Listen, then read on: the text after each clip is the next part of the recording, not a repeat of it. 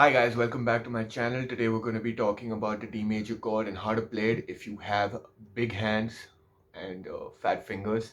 So let's get right into the shape of the chord. We're going to start off with our middle finger or our second finger on the second fret of the high E string. We're going to start off with our third finger on the third fret of the B string, and we're going to start off with our first finger up on the second fret of the G string.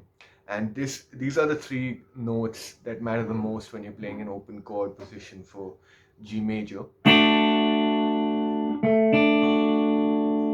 That's what it should sound like. We're also gonna make a lot of videos on all the major chords, and it's gonna be a series for people trying to learn major chords and chords in general, for especially if they have big fingers. And this is, I think, our third video in this series. We've done A major, which is a video that's called How to Play Guitar with Big Hands or Fat Fingers. I'm going to link that up on the left or right to check it out. And we've also done G major, which also I will link on the left or right. Please do check it out.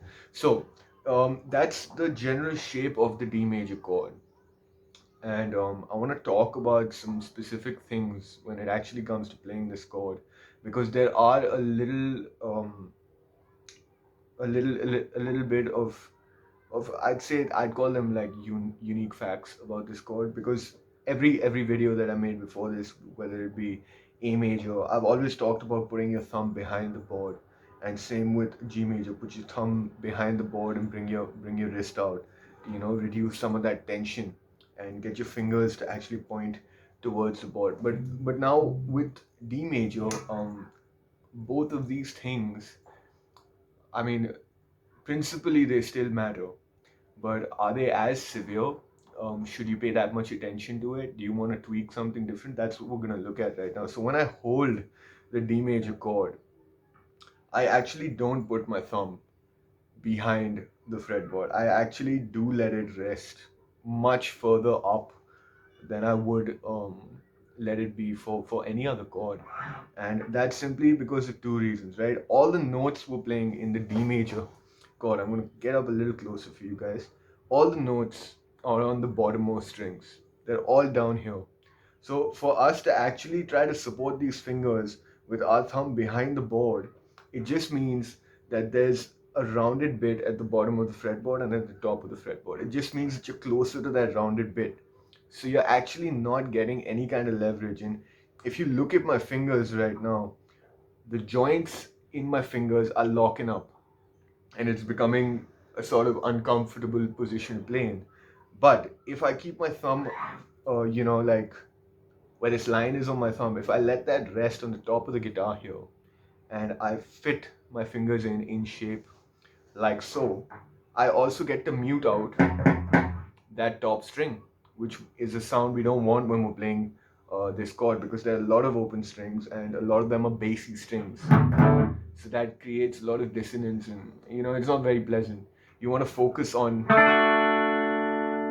that rich, trebly sort of D major sound. And how we do that is by muting out the sixth string and focusing on the A string and the open D string. And we let all of those ring out.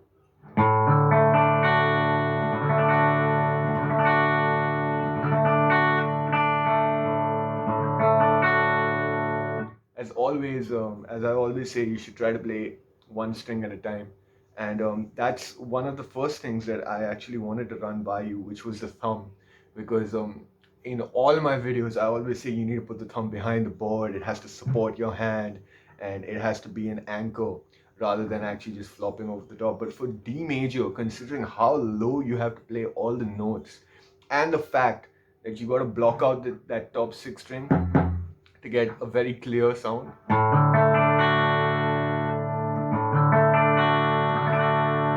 And if you don't block it out, this is what happens. So I'm gonna strum a pattern with blocking it out.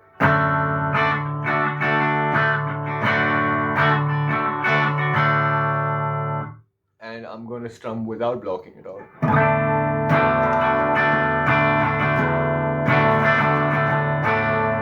Now, I did intentionally hit the sixth string on top just to show you, just to exaggerate a little bit, just to show you what it's like when you don't mute out that string. But that is my, I think, my piece on the D major chord, and how the thumb actually needs to be doing something that I say that it shouldn't be doing for so many other chords. And if you like this video, please do give me that thumbs up below, give me a vote of confidence. I would really appreciate it. Please subscribe to my channel and comment below, and just let me know if this little tidbit on the D major chord and the bit about the thumb is unique and you haven't heard that before. And also, just on the whole, you want to use the lower parts of your thumb, and I mean like the bit of your thumb that extends into your palm. You can sort of use that to I don't know, prop your fingers up in a D major chord. And I walked you through the position and the exact frets that you need to be putting down. But there are always just unique little nitty gritties when it comes to anything on guitar, whether you're learning chords or you're trying to solo. Um, but that's all in all what I thought I should tell you about this shape and how to hold it. And you can extend it to different parts. Like if you play it up there, it's a G major shape. If you play it there, it's a B major shape. If you play it here, it's a D major shape. So it's quite versatile to know how to exactly use your fingers in the most effective manner here, and put that thumb up on top. So that being said, I'm not gonna go on too long with this video. It's a very short, simple piece, and I hope you liked it. And as always, thank you so much for watching.